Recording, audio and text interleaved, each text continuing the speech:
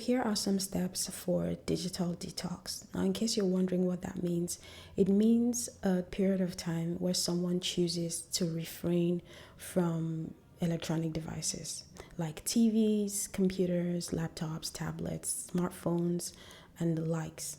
First step here is to set clear goals. All right, ask yourself why you're doing this, because when you know the reason why you're doing something, it helps you to stay committed. Like, for instance, you can say, I want to go through digital detox because I want to sleep better. I want to be a bit more productive. Now, those are reasons why you're doing what you're doing. It will help you to stay committed. Establish screen time zones, okay? There are places in your house that you can set as screen time zones where you can use your phones and laptops, and there are other places in the house where you're not allowed to use it. Now, it helps to discipline you to know where and where not to use electronic devices. Use screen monitoring applications on your phone. If you're spending too much time on your phone, there are several apps that you can use. For Android users, you can use an app called Wellbeing. For iOS users, you can use an app called Screen Time.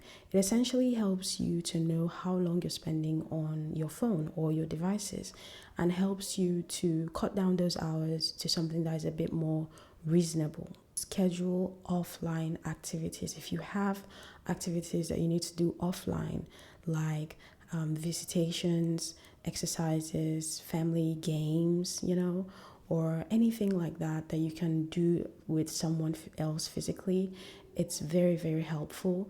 When you have activities that you need to sort out, it will help you to not spend too much time on your phone. Set screen time limits. If you're on social media for like 10 hours in a day, which is crazy, but it does happen, you can set a screen time limit of 5 hours a day. And then when you've used up the 5 hours in a day, your phone logs you out of all those applications.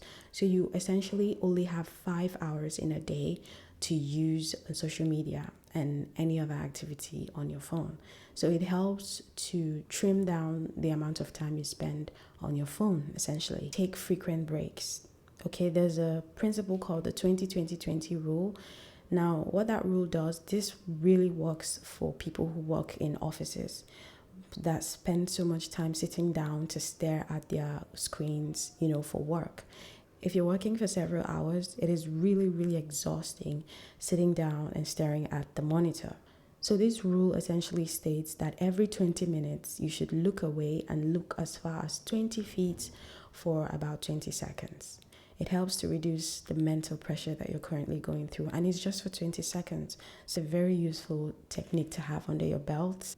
The next step, and my personal favorite, is to go off social media for like 24 hours. It really, really helps, okay? It's called a phone fast, essentially. So it's essentially 24 hours in a day where you don't use your phone as much as you normally do. Of course, you're going to take calls, you're going to send and receive messages, check your emails, do the things that you need to do with your phone. But when it comes to spending your leisure times, you will not be using your phone for that. So you're going to keep your phone away and do other activities instead of constantly being on your phone. And the last step is to prioritize real life interactions. There are people that live in the same house but don't really spend time with each other, spend time together, because one person is always on the phone, or even both of them. Create physical activities that you can perform at home, or things that can bring you closer to the people around you to help foster interactions, as opposed to being on your phone the entire day.